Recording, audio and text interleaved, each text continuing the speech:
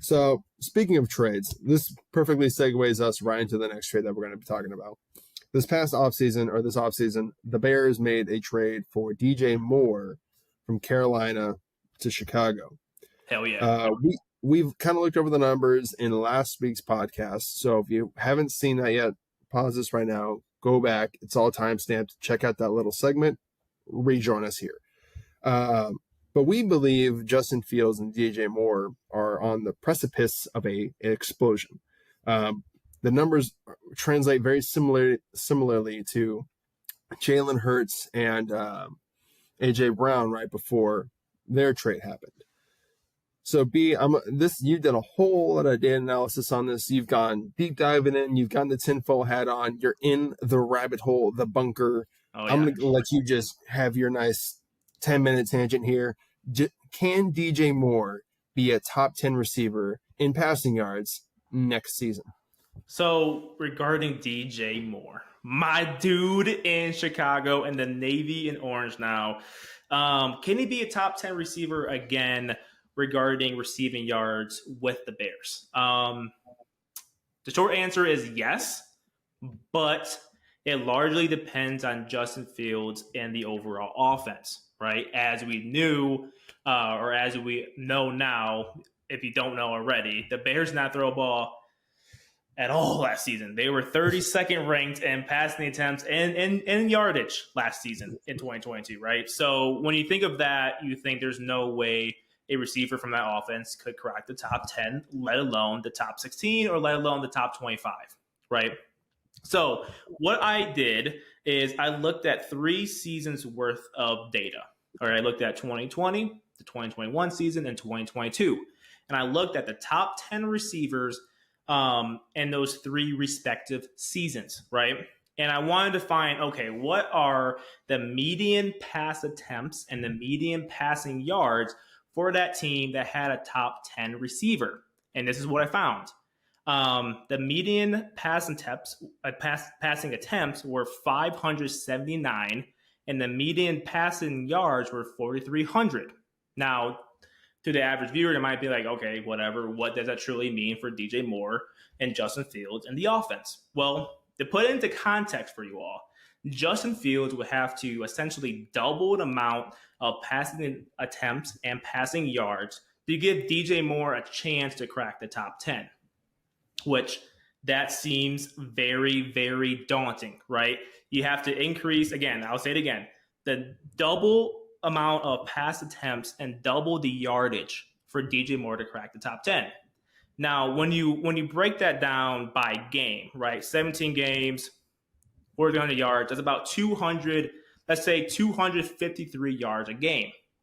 Doesn't seem so bad when you break it down. When you look at pass attempts, that's 34 passing attempts per game, right? And then you add another layer to it. You might say to yourself, okay, what does DJ Moore's target share have to be, right, to hit those numbers to be a top 10 receiver? Well, he needs a 26% target share, okay? So Those are questions that fans ask. Was that? Those are questions that fans ask. Yes. So I know that was the first question. They're like, what's the target share percentage? My guy needs this year to be a top 10 receiver. Which that is the target share, the median target share for the top 10 receivers over the past 3 seasons. So again, those are 30 data points.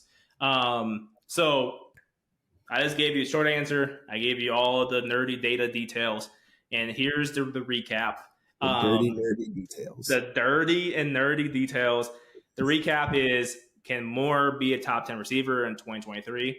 Yes, but it's going to take a pretty drastic change, right? Going from, seriously, the lowest throwing team in the league to potentially being, I mean, if Fields hits those numbers, he'll be, stats-wise, a top 10 quarterback next season.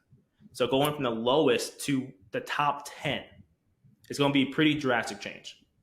What do you think has changed for the Bears this offseason to maybe put them in a position of where they might need to be throwing the ball at almost a double rate than they did the season prior? That's a good question. So the defense is still pretty it's better. Last season it was hot dog water. This season it's a little bit For better, those that right? don't know, that's a Midwest reference. If someone Hot says that dog something water. is hot dog water, know they're from somewhere in the Midwest. Yeah, it's aka the defense was pretty bad.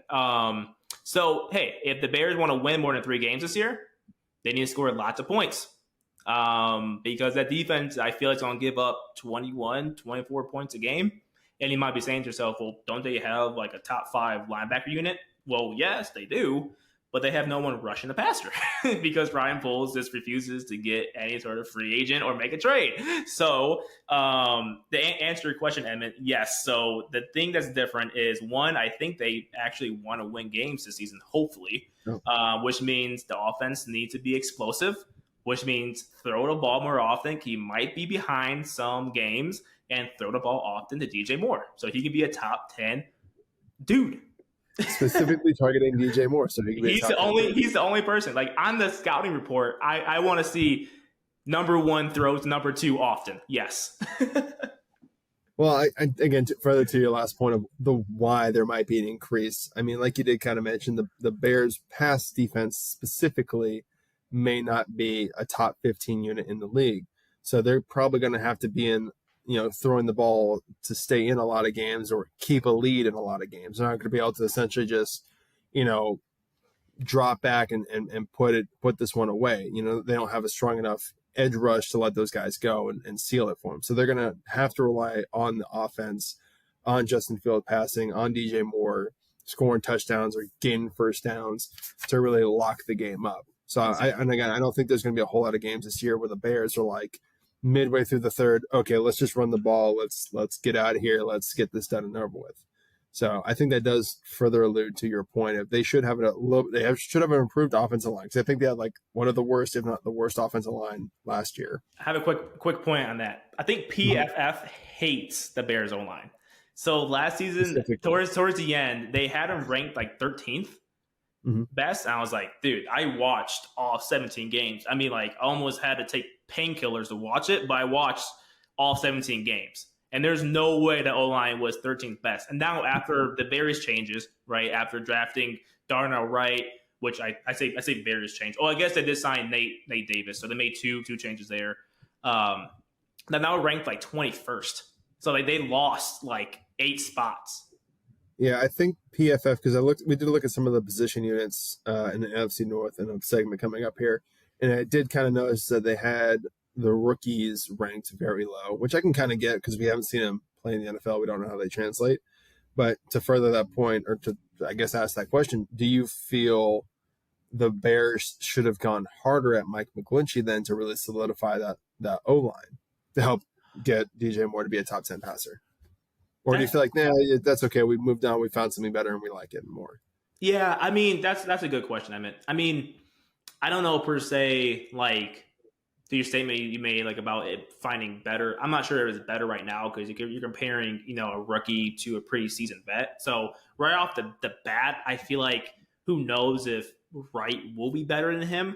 But I do like the pick, though. I really enjoyed that pick. A lot of people regarded Darnell Wright as one of the best, if not the best, tackle in this class. You have their homegrown guy, right? Someone who can develop and grow. So I like the pick. I mean, I love Darnell Wright. He's one of my favorite picks from that class for the Bears. I just hope they gel. They moving Tevin Jenkins from the right guard to left guard. Braxton Jones, he has a big second season here coming up. So, and then have Cody White here, who's been with the Bears for since 2018, yeah, I believe. He's solid, right? Yeah, he's pretty solid. He played center coming out of college, and then they moved him to guard during the good old Matt Nagy era.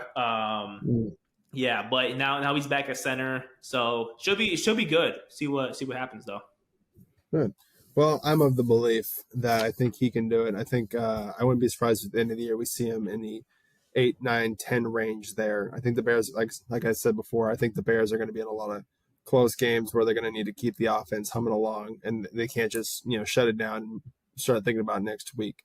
So yeah, sure. I agree with you. I think we're both in agreement here that for sure we could see DJ Moore as a top 10 receiver at the end of the year. And he's done it before, didn't he? I think he did it a couple times previously. Yeah, we were talking about this before the show. I didn't realize. So, like in 2020, if I remember, he was 9th overall in receiving yards. And then he was 10th in 2021. And then he took a pretty large dip in 2022. I think he was ranked 26 in receiving yards, mostly in part because, like, the Panthers threw the ball, I want to say 140 times less than they did in 2020, and then 90 times less than what they did in 2021 when looking at 2022 numbers. He still finished with like 800 yards last season. And if he would have got the same, or if the passing volume was the same in 2022, he would have finished with, the range was 1,000 to almost 1,200 yards, I think. So would have put him right there in the top 10 again. So, yeah. So it looks like he has a history of it, and it looks like he might be able to do it again this year if he has a bounce back season.